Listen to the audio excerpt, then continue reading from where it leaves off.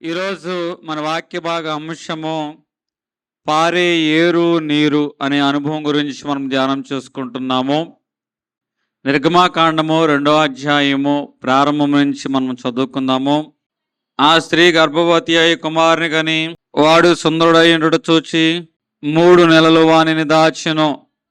తరువాత ఆమె వానిని దాచలేక వాని కొరకు ఒక జమ్ము పెట్టి తీసుకొని దానికి జిగటమ్మను నీళ్లును పోసి అందులో ఆ పిల్లవాన్ని పెట్టి ఏటి యొద్దున జమ్ములో దానిని ఉంచగా తెలుసుకొనుటకు వాని యొక్క దూరముగా నిలిచి చాలు. ఈరోజు మన వాక్య భాగ అంశము పారే ఏరు నీరు అనే అనుభవం గురించి మనం ధ్యానం చేసుకుంటున్నాము. పారే ఏరు నీరులో రెండిటిలో ఏం కనపడుతుందంటే నీరు అనేది కనపడుతుంది. నీరు అనేది జీవానికి మూలము, మనిషికి ప్రాణాధారము. నీరు లేకపోతే జీవితం అనేది లేదు.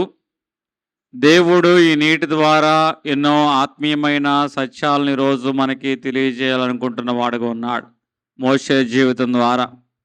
ఇక్కడ నీరును దేవుడు ప్రపంచంలో ఈ సర్వసృష్టిలో మానవాళికి ఉచితంగా ఇచ్చిన ఈవులలో ఒకటి, గొప్ప ఈవులలో ఒక ఈవి ఏమిటి అంటే దేవుడు ఉచితంగా ఇచ్చిన ఈవి నీరు. ఈ నీరు అనేది లేకపోతే మానవుని యొక్క మనుగడ అనేది సాధ్యం కాదు. ఇప్పటికీ అంగారక గ్రహంలో నీరు ఉందేమో అని పరిశోధనలు చేస్తున్న వారుగా ఉన్నారు. భూమి లాంటి సహజమైన గుణము దానికి ఉంది, అక్కడ నీరు ఉంటే నివసించడానికి ఉపయోగం ఉంటుందని నీరు గురించి వారు పరిశోధనలు అనేవి చేస్తున్న వారుగా ఉన్నారు. అంటే నీరు మానవుని యొక్క మనుగడకి ఎంత ముఖ్యమో అన్నది ఈ పరిశోధన ద్వారా మనకి అర్థమైపోతూ ఉంది. దేవుడు కేవలం ఈ నీటిని మన దాహాన్ని తీర్చడానికి, మనుగడను కొనసాగించడానికి, జీవాన్ని ఇవ్వడానికి మాత్రమే కాకుండా గొప్ప ఆత్మీయమైన సత్యాలను ఈ నీటి ద్వారా దేవుడు మనకి తెలియజేయాలనుకుంటున్న వాడుగా ఉన్నాడు. సృష్టి ప్రారంభంలో నీరు ఉంది.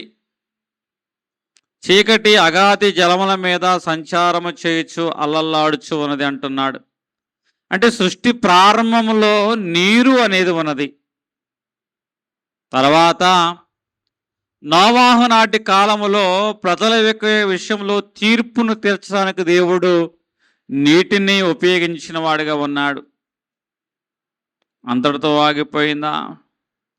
మోషే నాటి కాలంలో నీరు ఉన్నది. ఈ నీరు ప్రజల యొక్క రక్షణ నిమిత్తమే దేవుడు వాడిన వాడుగా ఉన్నాడు ఎర్ర సముద్రం విషయంలో. యోహాను కాలంలో నీరు ఉన్నది. ఈ నీరు బాప్తిసం ఇవ్వడానికి దేవుడు ఉపయోగించిన వాడుగా ఉన్నాడు. ప్రకటన గ్రంథంలో ఒక నీరు అనేది కనపడుతుంది, అది జీవజల అన్నది. అంటే నిత్య జీవానికి సాదృశ్యంగా ఇక్కడ ఉన్న నీరు కనబడుచున్నది. ఈరోజు దేవుడు సూటిగా మాట్లాడుచున్నాడు పారే నీరు గురించి. ఈ నీరు ప్రవహిస్తూ ఉంది. దేవుని బిడ్డలైన వారు కూడా కొన్ని విషయాల్లో ప్రవహించు నీటి వంటి అనుభవం కలిగిన వారుగా ఉండాలి. అంటే ఏమిటి? మనలో ప్రేమ అనేది ప్రవహించాలి, క్షమాపణ అనేది ప్రవహించాలి, దయ అనేది ప్రవహించేదిగా ఉండాలి. నీరు ఏ విధంగా అయితే ప్రవహిస్తుందో అట్లాగే మనలో కూడా దాన గుణము, మంచితనము, పరిశుద్ధాత్మ అనే అనుభవాలు మన యొక్క జీవితంలో ప్రవహించేవిగా ఉండాలి. ప్రవహించే నీరులో ఏముండదంటే దోషం అనేది ఉండదు. ప్రవహించని నీటిలో ఏముంటుందంటే దోషం అనేది ఉంటుంది. అందుకే పారే ఏరు నీరు అంటున్నా. దేవుని బిడ్డలైన మనము ఎలాగుండాలి అంటే దేవుడిచ్చిన ఆత్మ ఫలాల విషయంలో ప్రవహించువారుగా ఉండాలి. దేవుడు ప్రేమమై ఉన్నాడు, సత్యమై ఉన్నాడు, న్యాయమై ఉన్నాడు, దీర్ఘశాంతుడై ఉన్నాడు, బలవంతుడై ఉన్నాడు. ఈ విషయాల్లో మనం ఎలాగ ఉండాలంటే ఇతరులకు ప్రయోజనకరంగా మనము ప్రవహించువారుగా ఉండాలి. ఈ నీటిలోకి కాలుష్యము, మలినము అనేది వస్తూ ఉంటుంది. కాలువల్లో చెత్త వేస్తాం. కాలువల్లో వేసిన చెత్త నదుల్లోకి వెళుతుంది. నదుల ద్వారా వచ్చిన నీరంతా కూడా సముద్రంలోకి వెళుతుంది. అంటే చెత్త అనేది, ప్లాస్టిక్ వ్యర్థాలు అనేవి నీటిలో వేయడం వలన నీరంతా కూడా కలుషితంగా మార్చబడుతూ ఉంది. మూసీ నదిని ఏం చేయాలంటున్నారంటే శుద్ధి చేయాలంటున్నారు. మరలా మూసీ నదిని పునరుద్ధరించాలంటున్నారు. హైదరాబాద్ ప్రజలు మూసీ నది దగ్గరికి వచ్చిన తర్వాత ముక్కు మూసుకొని కూర్చుంటున్నారట. అంత దుర్గంధము ఆ మూసీ నదిలోంచి వెలువడుతుంది. కాలువల్లో వేసిన చెత్త నది గుండా ప్రవహించడం వలన నదంతా కూడా ఏమైపోయిందంటే దుర్గంధం చేత, కాలుష్యం చేత నింపబడింది. ఈరోజు మన జీవితంలో కూడా కొన్ని దుర్గంధాలు అనేవి కనబడుచు ఉన్నవి. ఎందుకంటే ఇక్కడ మనిషి ఏం చేస్తున్నాడు? నదిలో చెత్త వేస్తున్నవాడుగా ఉన్నాడు. అందుకే నీరంతా కలుషితమైపోతుంది. మొదట నీరు స్వచ్ఛంగానే ఉంది, మొదట నీరు స్వచ్ఛంగానే ప్రవహించింది. కానీ మనిషి జీవన శైలిని బట్టి ఈ నీటిలో ఏమొచ్చిందంటే కాలుష్యం వచ్చింది, మలినం అనేది వచ్చింది. అట్లాగే దేవుడు మనల్ని పసిబిడ్డలుగా పుట్టినప్పుడు స్వచ్ఛమైన మనసు కలిగిన వారుగా ఉన్నాం, పరిశుద్ధంగానే ఉన్నాం. కానీ కాలము గడిచే కొద్దిగా, పసిబిడ్డ ఎదిగే కొలదిగా అబద్ధాలు, అసూయలు, కోపాలు, ద్వేషాలు ఇవన్నీ కూడా ఈ బిడ్డ నేర్చుకుంటున్న వాడిగా కనబడుచున్నాడు. పుట్టినప్పుడు ఈ బిడ్డ స్వచ్ఛంగానే ఉన్నాడు, పరిశుద్ధంగానే ఎదిగాడు. కానీ కాలక్రమేణా మనుషులు బట్టి, పరిస్థితులు బట్టి, అక్కడున్న విధానాల బట్టి ఆ బిడ్డ చాలా విషయాలు నేర్చుకున్నవాడుగా ఉన్నాడు. అందుకే ఈ మానవుడు పసిబిడ్డగా ఉన్నప్పుడు బాగానే ఉన్నాడు, కానీ పెద్దవాడయ్యేసరికి అతడు నిదానంగా చెడు స్నేహాలు, చెడు అలవాట్లు, చెడు ఆ యొక్క ప్రయత్నాలు, చెడు నడకల బట్టి వయస్సు పెరిగే కొద్దిగా ఈ యవనస్తులైన వారు, పెద్దలైన వారు కలుషితమైపోతున్న వారుగా ఉన్నారు. కలుషితం అవడం అంటే వారిలో అసూయ అనేది వచ్చింది, ద్వేషం అనేది వచ్చింది, కోపం అనేది వచ్చింది, క్షమాపణ లేకుండా పోయింది, ఈర్ష్యా స్వభావం అనేవి వారిలో పెరగటం వలన నీటిలో ఉన్న చెత్త నీటిని ఏ విధంగా అయితే కలుషితం చేస్తుందో మానవుల యొక్కలో ప్రవేశించిన ఈ విషయాలన్నీ కూడా మానవుని యొక్క మనసును కలుషితం అనేది చేస్తున్నవిగా ఉన్నాయి. ప్రవహించే నీటిలో ఏమీ ఉండదు అంటున్నాను అంటే దోషము అనేది ఉండదు అంటున్నా. ఈరోజు నీ జీవితంలో నా జీవితంలో ఎలాగ ఉండాలంటే ప్రవహించేవారుగా ఉండాలి. ఒక చిన్న బాలుడు స్కూల్కి వచ్చాడు. స్కూల్కి వచ్చే విషయంలో అతను స్నానం చేయకోకుండా స్కూల్కి వచ్చిన వాడుగా ఉన్నాడు. వెంటనే టీచర్ గారు అన్నారు, ఏమన్నారు తెలుసా? యారా స్నానం చేయకుండా స్కూల్కి వచ్చేవేంట్రా అన్నాడు. ఆ పిల్లవాడు అంటాడు, టీచర్ గారండి మా అమ్మంది బయట శుభ్రంగా లేకపోయినా బాధ లేదురా, లోపల శుభ్రంగా ఉంటే చాలరా అన్నాడు. వాళ్ళ అమ్మని చెప్పిన మాటను టీచర్ గారు చెప్పినప్పుడు టీచర్ గారు నవ్వుకొని, మీ అమ్మ చెప్పిన మాట మంచి మాటేరా, కానీ బయట శుభ్రం కూడా చాలా ముఖ్యము, 2 రకాలైన శుభ్రాలు ఉండాలి అని ఆ టీచరు ఆ యొక్క బిడ్డకి చెప్పిన వాడుగా ఉన్నాడు. దేవుడు బయట శుభ్రం గురించి మాట్లాడడం లేదు, కానీ లోపల శుభ్రం గురించే మాట్లాడుచున్నవాడుగా ఉన్నాడు. పరిచయల గురించి మాట్లాడేటప్పుడు దేవుడు ఏమంటున్నాడంటే, మీరు సున్నం కొట్టిన సమాధుల్లాగా ఉన్నారు, పైకి తెల్లగానే కనపడుతున్నారు, కానీ సున్నం కొట్టిన సమాధి లోపల ఏ విధంగా అయితే కంపుతో నింపబడి ఉంటుందో, దుర్గంధంతో నింపబడి ఉంటుందో, మన జీవితాల్లో కూడా సున్నం కొట్టిన సమాధుల్లాగా మనము కూడా చాలా విషయాలు మనము లోపల పెట్టుకోవటం వల్ల దుర్గంధం అనేది మన జీవితంలో ఉంటుంది.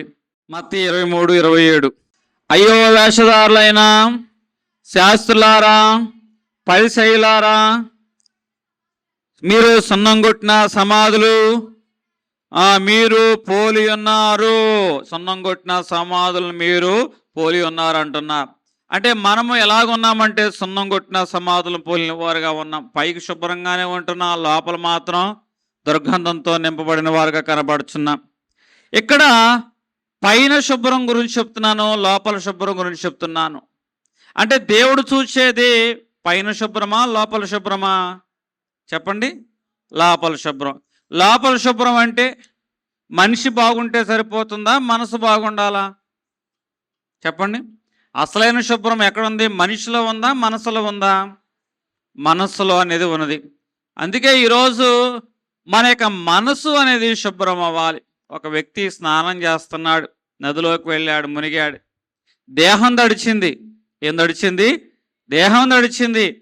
కానీ అతనిలో ఉన్న అసూయ తడిచిందా? అతనిలో ఉన్న కోపం తడిచిందా? అతనిలో ఉన్న ఈర్ష్యా స్వభావం తడిచిందా? ఈ స్వభావాలు మాత్రము శుభ్రపడలేదు. నీరు ఒక మనిషిని పైన శుభ్రం చేస్తుంది, కానీ వాక్యం ఏం చేస్తుందంటే మనసును శుభ్రం చేస్తుంది, మన యొక్క ప్రవర్తన శుభ్రం చేస్తుంది. నా మాట అగ్ని వంటిది కాదా, బండను బద్దలు చేయు సుత్తి వంటిది కాదా? అంటే మనసును శుభ్రం చేసేది ఏమిటి అంటే వాక్కు. ఏమిటి? వాక్కు. ఎందుకంటే గ్రామంలో 2 రైతులు వ్యవసాయం చేస్తున్న వారుగా ఉన్నారు. ఒక రైతు పొలంలో నీరు చక్కగా ప్రవహిస్తూ ఉంది, వచ్చే నీరు వస్తూ ఉంది, వెళ్ళే నీరు వెళుతూ ఉంది. కానీ రెండవ రైతు పొలంలో నీరు అట్లాగే స్టాగ్నేట్గా ఆగిపోయింది.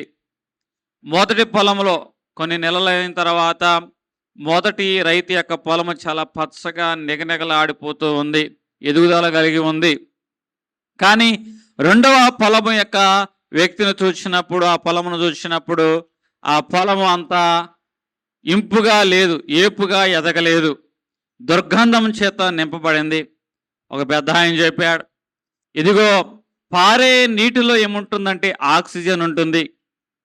ఈ ప్రవహించే నీటిని బట్టి ఆక్సిజన్ చెట్టు తీసుకుంటుంది. కాబట్టి ఆ చెట్టు ఎదుగుదలకి ప్రవహించే నీరు ఉపయోగకరంగా ఉంటుంది, కాబట్టి చెట్టు ఎదిగింది. ప్రవహించిన నీటిలో ఆక్సిజన్ అనేది ఉండదు, అది చెట్టు ఎదుగుదలకి అది ఉపయోగం లేకోకుండా పోయింది. అట్లాగే మన జీవితాల్లో కూడా కొన్ని పాత జ్ఞాపకాలు ఉంటాయి, పాత కోపాలు ఉంటాయి, పాత ద్వేషాలు ఉంటాయి, పాత అసూయలు ఉంటాయి.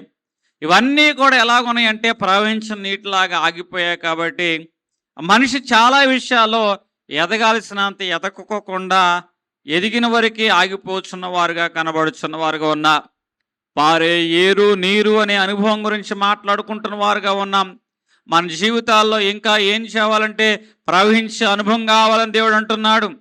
మన మనసులో ఇంకా గతానికి సంబంధించిన చాలా విషయాలు, మనసుకు ఆయాసం కలిగించే విషయాలు ఇంకా అక్కడే ఆగిపోతున్నాయి. దేవుడు ఏమంటున్నాడంటే అవన్నీ కూడా ప్రవహించాలి, అవన్నీ కూడా ప్రవహించాలంటున్నారు. ఇక్కడ మోషే అనే దేవుడు ఏం చేశాడంటే నీటిలో పెట్టిన వాడుగా ఉన్నాడు. ఈ ప్రవాహంలో మోషే కొట్టుకుపోవాలి, మరణానికి వెళ్ళాలి. కానీ ఈ ప్రవాహం ఏం చేసిందంటే మోషేని సింహాసనం మీదకు నడిపించింది. అంటే ప్రవహించే అనుభవము ఏం చేస్తుందంటే అది ప్రమాదంగానే కనపడుతుంది, ఇబ్బందిగానే కనపడుతుంది. కానీ మనుషుల దృష్టికి అది ఇబ్బందిగా కనిపించవచ్చు, కానీ దేవుడు వాటిని ఎక్కడికి క్షేమకరమైన అనుభవాల ఎద్దకే నడిపిస్తాడు. మోషే కోణంలో చూసినప్పుడు ప్రవహించే నీటిలో ఉన్న ఈ యొక్క మోషే యొక్క జీవితము ప్రమాదంలో పడిపోయినట్టుగా అనిపించింది. కానీ దేవుని తెలుసు ఇది ప్రమాదం కాదు, నా ప్రణాళికలో భాగంగా అతను నేను నడిపిస్తున్నాను అని దేవుడు చెప్పకనే చెబుతున్నవాడుగా ఉన్నాడు. నీ జీవితంలో అయినా నా జీవితంలో అయినా కొన్ని విషయాలు ప్రమాదంగా కనపడతాయి ప్రవహించే అనుభవాలు ఉన్నప్పుడు. ప్రవహించే అనుభవం ఉన్న విశ్వాసికి కానీ మరి ఏ వ్యక్తికి కానీ కొన్ని సంఘటనలు ఇబ్బందిగానే కనబడుతూ ఉంటాయి. కానీ దేవుడు చెప్తున్న మాట ఏమిటి అంటే మనలో చాలా విషయాలు ఆగిపోయే నీటిలాగా కాదు, కానీ ప్రవహించే నీటిలాగా మనలో కొన్ని విషయాలు ఉన్నప్పుడు మనము ఇతరులకు ఎలాగ ఉంటామంటే ఆశీర్వాదకరంగా సువాసనిచ్చే వారంగా ఉంటాం. ఎందుకంటే ఒక పుష్పము తన యొక్క పరిమళాన్ని ఇతరులకి అందించినప్పుడు ఆ యొక్క పుష్పం యొక్క పరిమాణాలను బట్టి తేనెటీగలు వస్తాయి, తుమ్మెదలు వస్తాయి, చిన్నపిల్లలు వస్తారు, మనుషులు వస్తారు. సువాసన పుష్పాన్ని ఆకర్షించింది. కానీ ఇంకొక పుష్పం ఉంది, తన పరిమళాన్ని ఎవరికి చూపించడం లేదు. కొన్ని రోజుల తర్వాత 2 రకాలైన పుష్పాలు ఎండిపోయాయి. కానీ పరిమళించిన పుష్పంలో ఆ గింజలు మొలకలుగా మార్చబడ్డాయి. అనేకమైన విత్తనాలు మరలా కొన్ని చెట్లుగా మార్చబడ్డాయి. కానీ పరిమళించని చెట్టు అట్లాగే ఎండిపోయింది.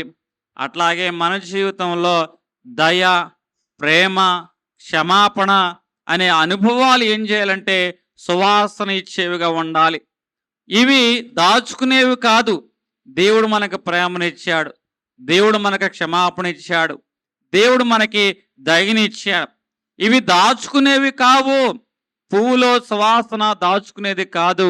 అది అందరికీ సువాసన ఇచ్చేదిగా ఎట్లాగైతే ఉన్నదో అట్లాగే దేవుడు మనకిచ్చిన ఈ 3 అనుభవాలు దాచుకునేవి కావు. అవి ఇతరులకు అందించేవి. పారే నీరు, ఏరు అనే అనుభవం గురించి మాట్లాడుకుంటున్నాం. నీ జీవితంలో దేవుడు నీకు ప్రేమని ఇచ్చాడు కదా, క్షమాపణ ఇచ్చాడు కదా, దయని ఇచ్చాడు కదా. వీటిని నీలోనే దాచుకుంటున్నావా? ఇతరులకి ప్రయోజనకరంగా నువ్వు మార్చుకుంటున్నవాడుగా ఉన్నావా? ఒకసారి నువ్వు ఆలోచన చేసుకో. ఎందుకంటే ఒక చెరువు నీటి చేత నింపబడింది. చాలా రోజులు అవే నీటి చేత నింపబడ్డాయి. కొన్ని రోజుల తర్వాత చెరువు దుర్గంధం అనేది వస్తూ ఉంది.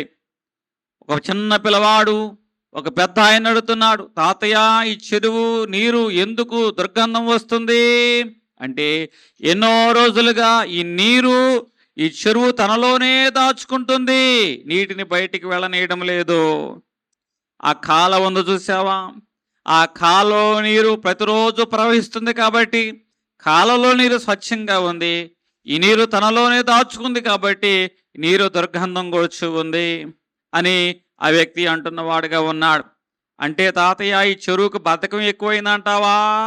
అవును, ఈ నీటికి బద్ధకం ఎక్కువైంది, ఈ చెరువుకు బద్ధకం ఎక్కువైంది. అందుకే ఈ నీరు ప్రవహించుకోకుండా ఆగిపోయింది.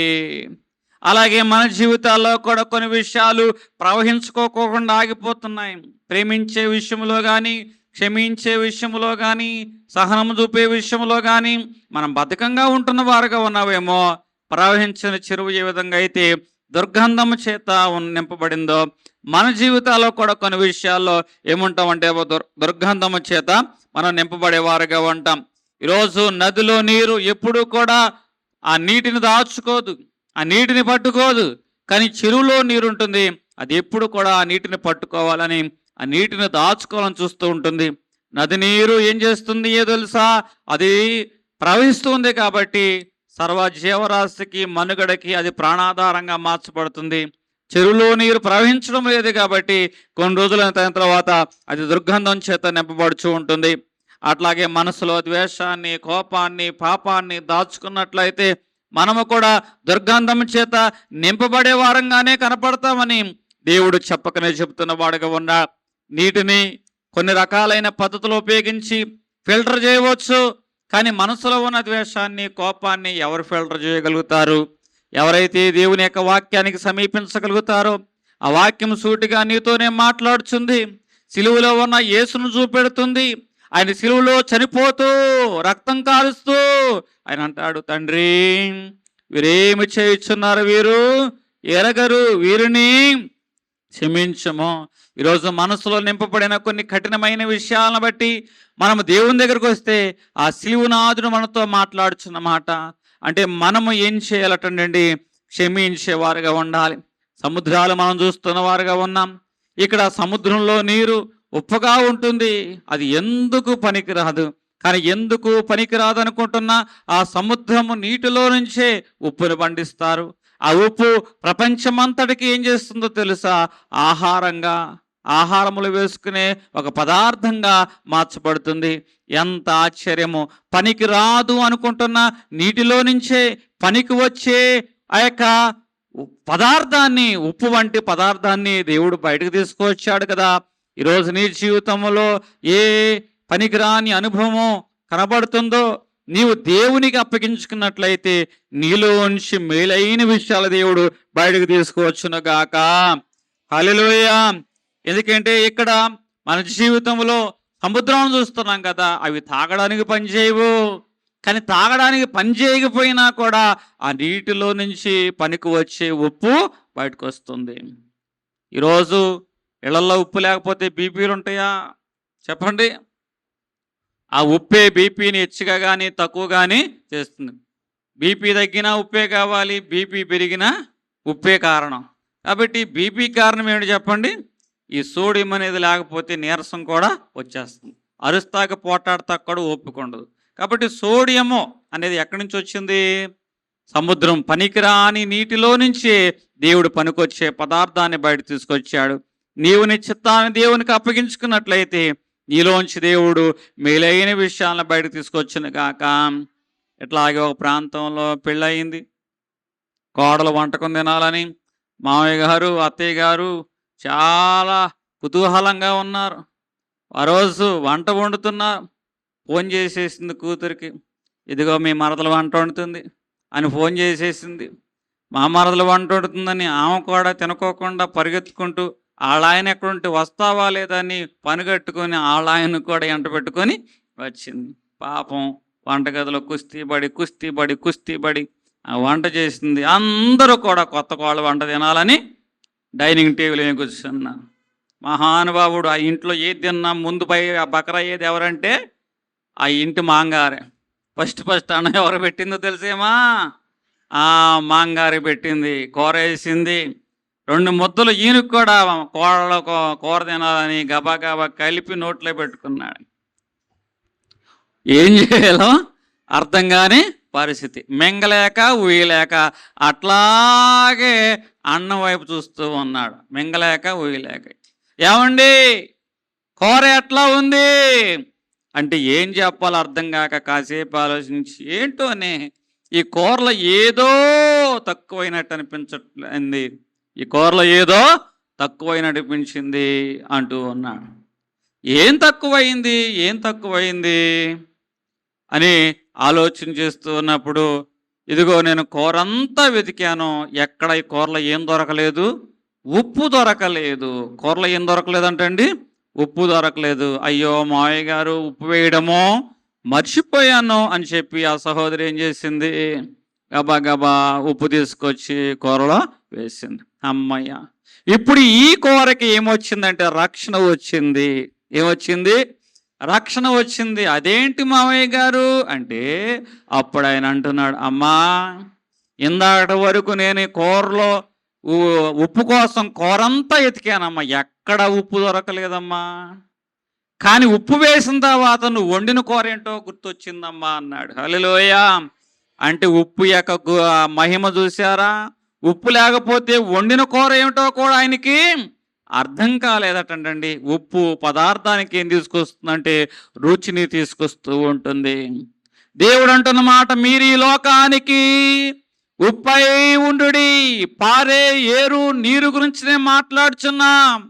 మనం లోకములో ఎలాగుండాలంటే ఉప్పు అయిన వారుగా ఉండాలి. ఉప్పు ఏ విధంగా అయితే పదార్థానికి రుచిని ఇస్తుందో, ఉప్పు ఏ విధంగా అయితే వస్తువును కొల్లబెట్టనీయకుండా ఉంటుందో, ఊరగాయ పచ్చడి 4 కాలాల పాటు తినాలన్నా అందుట్లో ఏముండాలి? సరిపడా ఉప్పు అనేది ఉంటేనే ఆ ఊరగాయ పచ్చడి పనిచేస్తుంది, బూజు పట్టకుండా. అట్లాగే మనము కూడా చాలా వ్యక్తులు బూజు పట్టకుండా, కుళ్ళిపోకోకుండా, దుర్గంధం రాకోకుండా రుచికరంగా ఉండాలంటే మనం ఎలాగుండాలి? లోకానికి ఉప్పు అయిన వారముగా ఉండాలి. మీ సంభాషణ ఎలాగ ఉండాలి? రుచికరంగా ఉండాలి. రుచికరంగా. ఉప్పు అంటదట, సాంబార్లో ఉన్న ఉప్పు అంటదట, అన్నీ వేసి చూడు, నన్ను వేసి చూడు. ఉప్పు కనబడకపోయినను దాని పనితనం కనబడుతుంది. అది తన గురించి తాను చెప్పుకోకపోయినను దాని గురించి అందరూ మాట్లాడుకుంటూ ఉంటారు. అట్లాగే దేవుని బిడ్డలైన మనము మన పని గురించి మాట్లాడుకోవాలి. మనం కనబడకపోయినా మన పని గురించి ఇతరులు మాట్లాడుకుందరుగాక. పారే ఏరు నీరు అనే అనుభవంలో ఇక్కడ నీరు ఏ విధంగా ఉందంటే ప్రవహించని ఆ యొక్క సముద్రములో ఉన్న నీరు ఉపయోగం లేకపోయినా ఉపయోగపడే ఉప్పును దేవుడు సముద్రం నుంచి బయట తీసుకొచ్చినట్లుగా మనము కూడా దేవుని మీద ఆధారపడిన వారంగా ఉన్నట్లయితే దేవుడు మన జీవితాన్ని కూడా ఏం చేస్తాడంటే ఆశీర్వాదకరంగా మారుస్తాడు. ఇప్పుడు మోషే ఆ తల్లి ఏం చేస్తుందంటే నీటిలో వేసింది. ఎక్కడ వేసింది? ఆ బుట్టను తయారు చేసి బుట్టకు కీలు పూసింది, బయట లోపల కీలు పూసింది, ఆ బుట్టలో బిడ్డను ఉంచింది. అంటే మనము నీటిలో అంటే లోకం అనే నీటిలో ఉన్నాం. లోకం మనలోకి రాకూడదు. లోకం మీద మనం నడుస్తూ ఉంటాం, లోకంలో మనం జీవిస్తూ ఉంటాం. కానీ లోకం మనలోకి రాకోకుండా ఉండాలి అంటే ఆ తల్లి ఆ బుట్టకి లోపల బయట కీలు పూసింది. అట్లాగే క్రీస్తు అనే కీలు చేత మనము పూయబడిన వారంగా ఉన్నప్పుడు పరిశుద్ధత మనం కలిగిన వారుగా ఉంటాం. ఈ పరిశుద్ధత ఏం చేస్తుందంటే బయట లోపల మనం అపవిత్రం కాకోకుండా ఏసేపు వలె ఎవరు చూచినా చూడకపోయినా దేవుడు నన్ను చూస్తున్నాడు అని దైవికమైన భయం కలిగి కీలు చేత పూయబడిన ఏసేపు వస్త్రాన్ని విడిచి పారిపోయి నిందను భరించి చెరలో ఉన్నవాడుగా ఉన్నాడు. ఆ చెర అతన్ని సింహాసనం యొద్దకు నడిపించింది. నీ జీవితంలో కూడా నీవు క్రీస్తు అనే కీలు చేత పూయబడినప్పుడు లోకము నీలోనికి రాదు. లోకములో నీవు ఉంటావు కానీ లోకము నీలోనికి రాదు. సముద్రంలో నడిచే ఆ యొక్క పడవ ఉంటుంది. ఆ నీటిని ఆధారం చేసుకుని పడవ ముందుకెళుతుంది. సముద్రం నీరు పడవలోకి వస్తే పడవ మునిగిపోతుంది. కానీ అదే పడవ నీళ్ళ మీద ఉన్నట్లయితే ముందుకు వెళుతూ ఉంటుంది. అట్లాగే లోకంలో మనం ఉన్నాం. లోకం మనలోనికి రాకూడదు. మనలోకి వచ్చినట్లయితే మనం మునిగిపోయేవారుగా ఉంటాం. కానీ ఆ లోకంలో ఉన్న మనము దేవుణ్ణి ఆధారం చేసుకున్నట్లయితే మనము ముందుకు సాగేవారముగా కనబడతాం. ఇప్పుడు మోషే తల్లి ఏమి చేసింది అంటే ఆ బిడ్డను ఆ యొక్క బుట్టలో వేసింది. ఒక సండే స్కూల్ టీచర్ మాట్లాడుచు ఉంది. ఇప్పుడు మోషేని కాపాడింది ఎవరు? మోషేని కాపాడింది ఎవరు? వెంటనే సండే స్కూల్ పిల్లవాడు చెప్తున్న మాట, మోషేని కాపాడింది బుట్ట. మోషేని కాపాడింది బుట్ట. వెంటనే సండే స్కూల్ టీచర్ అంటుంది, మోషేని కాపాడింది బుట్ట కాదురా, మోషేని కాపాడింది దేవుడు. అది నాకు తెలుసు టీచర్, మరి నువ్వెందుకు బుట్ట అన్నావు అంటే దేవుడు కనపడగా టీచర్, దేవుడు కనపడడు కాబట్టి ఆయన కనబడుకోకుండా మనుషుల్ని కాపాడడానికి, మోషేని కాపాడడానికి బుట్ట రూపంలో వచ్చాడు. ఏ రూపంలో వచ్చాడు? బుట్ట రూపంలో వచ్చాడు అంటుంది. అంటే ఈరోజు దేవుడు మనలను కాపాడడానికి ఏదో ఒక రూపంలో మన దగ్గరికి వస్తూ ఉంటాడు. చిన్నపిల్లవాడు తెలియకోకుండానే తనకు తెలిసిన జ్ఞానాన్ని టీచర్తో పంచుకున్నట్లుగా దేవుడు ప్రత్యక్షంగా నీకు కనబడకపోయినను మనుషుల ద్వారానో, మాట ద్వారానో, పరిస్థితుల ద్వారానో దేవుడు మనల్ని ఏం చేస్తాడంటే కాపాడడానికి ఆయన మన యొద్దకు వస్తూ ఉంటాడు. ఈరోజు నీవు ఆయనకి అప్పగించుకున్నట్లయితే ఆ రోజు నీటిలో ఉన్న మోషేని కాపాడడానికి దేవుడు బుట్టను వాడుకున్నవాడుగా ఉన్నాడు. అలాగే ఆ యొక్క దావీదుకు వరిసేలలో చిన్న రాతినిచ్చి దావీదును వాడుకున్నవాడుగా ఉన్నాడు. మోషేకి చేతి కర్రనిచ్చి ఎర్ర సముద్రం విషయంలో బండను బదలగొట్టే విషయంలో ఆ కర్రను వాడుకున్నవాడుగా ఉన్నాడు. 5 రొట్లు 2 చిన్న చేపలను ఉపయోగించి 5,000 మందికి ఆహారం ఇచ్చే విషయంలో 5 రొట్లు 2 చిన్న చేపలను వాడుకున్నవాడుగా ఉన్నాడు. దేవుడు నీ జీవితంలో జోక్యం చేసుకున్నట్లయితే ఏది అనుకూలంగా ఉంటుందో అనుకూలంగా ఉన్నదాన్నే దేవుడు వాడుకొని నీకేం చేస్తాడంటే ఆశీర్వాదకరంగా మారుస్తాడు. హల్లెలూయా. ఇప్పుడు బుట్టలో ఉన్న మోషేకి తెలియదు ఎక్కడికి వెళుతున్నాడు. ఇక్కడ ఫరో యొక్క దృష్టిలో మోషే ఒక ఐగుప్తీయుడు. మోషే తల్లి దృష్టిలో అతడు ప్రియమైన కుమారుడు. ఫరో కుమార్తె యొక్క దృష్టిలో అతడు నీటిలో కొట్టుకొచ్చిన బిడ్డ. కానీ దేవుని దృష్టిలో అతడు ఆయన ప్రణాళికలో ఇశ్రాయేలీలను ఐగుప్తు నుంచి కానాయికి నడిపించే విమోచకుడై ఉన్నాడు. మనుషుల దృష్టిలో నువ్వు ఎట్లా కనపడుతున్నావో నాకు తెలియదు, కానీ దేవుని దృష్టిలో నీకు నాకు ఒక ప్రణాళిక ఉన్నది. చూచే మనిషిని బట్టి నీ మీద ఉన్న ఉద్దేశం మారుతుంది, కానీ దేవుడు నీ ఎడల మొదటి నుంచి ఏ ప్రణాళిక కలిగిన వాడుగా ఉన్నాడు అదే ప్రణాళిక అంతం వరకు కలిగి ఉన్నాడు. ఈ ప్రణాళికలో భాగంగా బుట్ట వచ్చినప్పుడు చాటుగా బిడ్డను పెంచుకున్నప్పుడు తల్లి ఒక ఉద్దేశం కలిగి ఉంది. నీటిలో బిడ్డను వదిలినప్పుడు ఒక ఉద్దేశం కలిగి ఉంది. తర్వాత బిడ్డ ఎదుగుతున్నప్పుడు ఆ యొక్క రాణి ఇంకొక ఉద్దేశం కలిగి ఉంది. అంటే మనుషులు ఎదుగుదలను బట్టి, పరిస్థితులు బట్టి ఒక మనిషి మీద రకరకాలైన ఉద్దేశాలు కలిగి ఉన్నారు. కానీ దేవుడు మొదటి నుంచి మోషే పట్ల ఒకే ఉద్దేశం కలిగి ఉన్నాడు. ఇతని ద్వారాన ఇశ్రాయేలును ఐగుప్తు నుంచి కానాకు నేను విడుదలలోకి నడిపించాలి అని ఒక గొప్ప ప్రణాళిక కలిగిన వాడిగా ఉన్నాడు. ఈరోజు నీ జీవితంలోనూ నా జీవితంలో కూడా దేవుడు గొప్ప ప్రణాళిక కలిగి ఉన్నాడు. నీ ఇంటిలో వారికి నువ్వు ఒకలాగా కనపడవచ్చు, నీ బంధువులకు నువ్వు ఒకలాగా కనపడవచ్చు, నువ్వు పనిచేసే స్థలాల్లో నువ్వు ఒకలాగా కనబడవచ్చు. కానీ నీ ఎడల ఆయన ఒక ఉన్నతమైన ప్రణాళిక కలిగి ఉన్నాడు. ఆ ప్రణాళికలో భాగంగా నీవు ఈ అనుభవాలు గుండా నువ్వు వెళుచున్న వాడుగా ఉన్నావు. ఇప్పుడు మోషే బొట్టులో ఉన్నవాడుగా ఉన్నాడు. నీటి మీద అతడు ప్రయాణం అనేది చేస్తున్నవాడుగా ఉన్నాడు. మోషేకి తెలియదు ఎట్లా ప్రయాణం అవుతున్నాడు, ఎటు వెళుతున్నాడు. నీటికి తెలియదు ఎటు దారి చూపించాలో. అట్లాగే ఈ బుట్టకు తెలియదు ఎక్కడ దాకా వెళ్ళాలో. ఈ యొక్క రాణికి తెలియదు ఈ బిడ్డను ఏం చేయాలో.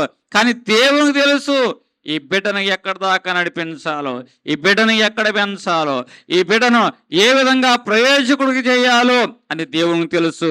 నీ జీవితంలో కూడా ఈ ప్రవహించే నీటి మధ్యన ఉన్నా నీకేమీ అర్థం కావటంలా, నిన్ను చూసేవారికి ఏమి అర్థం కావటంలా, నిన్ను ఆదరించే వారికి, చేర్చుకునే వారికి కూడా ఏమీ అర్థం కావటంలా. కానీ దేవునికి తెలుసు నీ ఎడల ఆయన ఉన్నతమైన ప్రణాళిక కలిగి ఉన్నా. ప్రవహించే నీటి అనుభవం మీద ఉన్న మోషేకి ఏమీ అర్థం కాకపోవచ్చు, కానీ ఆ నీటిని నడిపిస్తున్న దేవునికి మాత్రం సమస్తము బాహుగా ఎరుగునే.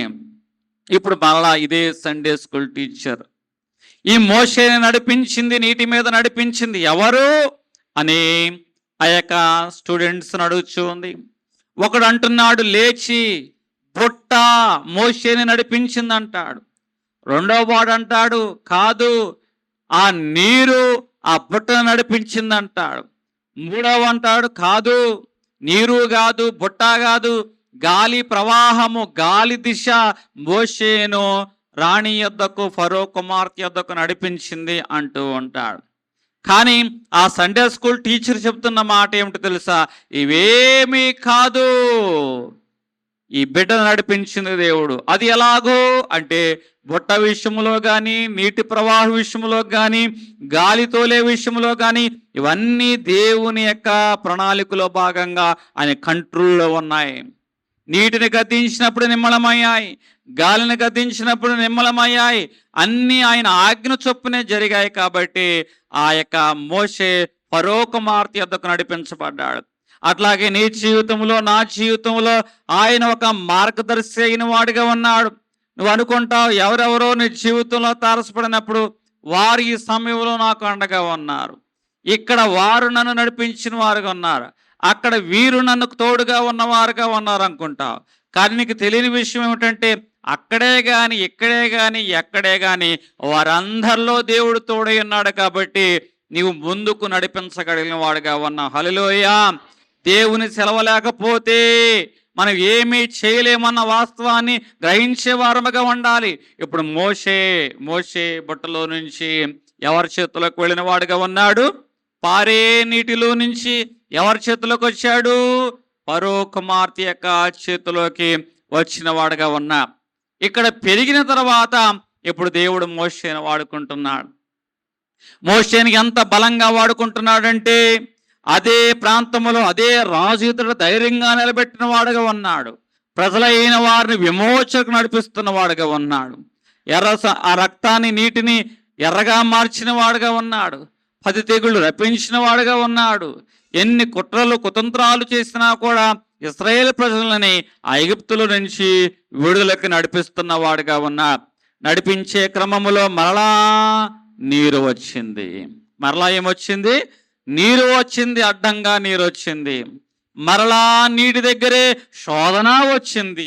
ఇప్పుడు మోషే జీవితంలో నీటికి మోషేకి ఎంత అవినాభావ సంబంధం ఉందో చూడండి. మోషే తల్లి ఆ ఫరో కుమార్తె మోషేని బుట్టలోంచి, నీటిలోంచి తీసింది కాబట్టి మోషే అని పేరు పెట్టింది. నీటిలోంచి తీశాను కాబట్టి ఈ బిడ్డకి ఏమని పేరు పెట్టింది? మోషే. అంటే నీటిని బట్టే మోషేకి ఆ పేరు అనేది వచ్చింది. ఇప్పుడు మెరీబా జలముల మీద శోధించబడింది ఈ నీటి గురించే. ఎర్ర సముద్రం మధ్య సరగించబడింది ఈ నీటి గురించే. అంటే ప్రతి చోట మోషేకి అక్కడ నదిని రక్తంగా మార్చింది కూడా ఈ నీటినే. అంటే నీటికి మోషేకి ఎంత అవినాభావ సంబంధం ఉంది, ఎంత దగ్గర సంబంధం ఉందో చూడండి. మోషే నీటి ద్వారానే అనేక మంది జనాంగాల్ని ఎలాగో దేవుని యొక్క మహిమ కొరకు నడిపిస్తున్నాడో చూడండి. ఇక్కడ మోషే దేవుని మీద పూర్తిగా ఆధారపడిన వాడుగా ఉన్నాడు. అలా ఆధారపడటం వలన వారు ఎన్ని రకాలుగా శోధిస్తూ ఉన్నా, ఎన్ని రకాలుగా సణుగుస్తూ ఉన్నా, ఇతనిలో ఏముందంటే ప్రవహించే ప్రేమ ఉంది, ప్రవహించే క్షమాపణ ఉంది, ప్రవహించే దయ అనేది ఉన్నది. ఈ అనుభవాలు ఏం చేస్తున్నాయి అంటే అతనికి వ్యతిరేకంగా కోరాహు, అభిరాము, దాతాను అనువారు వ్యతిరేకంగా నిలిచినా కూడా ఏం చేశారు తెలుసా? ప్రవహించే అనుభవం ఏం చేస్తుందంటే వారి ఎడల దయ చూపించేలాగా, వారి ఎడల ప్రేమ చూపించేలాగా, వారి యొక్క విమోచన ప్రణాళికను పూర్తి చేసేలాగా మోషేను దేవుడు బలపరుస్తున్న వాడుగా ఉన్నాడు. హల్లెలూయా. ఈరోజు దేవుడు సూటిగా నీతోనే మాట్లాడుచున్న వాడుగా ఉన్నాడు. పారే ఏరు నీరు మోషే ఎర్ర సముద్రం దగ్గరికి వచ్చినప్పుడు మరలా అదే నీటి ద్వారా ఏం చేస్తున్నంటే దేవుని యొక్క మహిమను చూపిస్తున్న వాడుగా ఉన్నాడు. మరి నీ జీవితంలో చాలా విషయాలు నీకు వ్యతిరేకంగా వస్తూ ఉన్నాయి, కానీ నీ జీవితంలో పారే ఏరు నీరు ఉన్నదా? ప్రవహించని నీరు దుర్గంధంలోకి నడిపిస్తుంది. ప్రవహించే నీరు ఏం చేస్తుందంటే జీవరాశికి, మనుగడికి కారణంగా మార్చబడుతుంది. దేవుడు సూటిగా నీతోనే మాట్లాడుచున్నాడు. మోషే జీవితంలో ప్రవహించే అనుభవాలు ఉన్నాయి కాబట్టి దేవుని ప్రేమను బట్టి ఇశ్రాయేలు జనాంగాన్ని ఆయన ముందుకు నడిపించుతున్న వాడుగా కనబడుతున్నాడు. దేవుని ఇల్లంతటిలో నమ్మకమైన వాడుగా కనబడుచున్నాడు. ప్రవహించే నీరు ఉన్నవారు దేవునింటిలో ఎలాగుంటారో తెలుసా? నమ్మకమైన వారుగా కనపడతారు. ప్రవహించే నీరు అనుభవం ఉన్నవారు అనేక మంది జనాంగాన్ని దేవుని యొక్క రక్షణ ప్రణాళికలో భాగంగా ముందుకు నడిపించేవారుగా ఉంటారు. ప్రవహించే నీరు అనుభవం ఉన్నవారు ప్రతిదీ వారి మహిమ నిమిత్తం కాదు, కానీ ఏది చేసినా కూడా దేవుని నామ మహిమ నిమిత్తమే వారు జీవనాన్ని కొనసాగించేవారుగా ఉంటారు. ఈరోజు దేవుడు సూటిగా నీతోనే మాట్లాడుచున్నారు. మీరు ఈ లోకానికి ఏమై ఉండాలి అంటున్నాడు? ఉప్పై ఉండండి. ఏమనండి? ప్రవహించే నీరు పనికిరాని నీరే, కానీ పనికొచ్చే ఉప్పుని ఏ విధంగా అయితే బయటికి తీసుకొచ్చాడో మనము దేవుని మీద ఆధారపడిన వారిగా ఉన్నట్లయితే శ్రేష్టమైన విషయాలు, ప్రయోజనకరమైన విషయాలు దేవుడు మన ద్వారా ఇతరులకు ప్రయోజనకరంగా మార్చును గాక. దేవుడు కొద్ది మాటల వెనుకల్లో దీవించును గాక.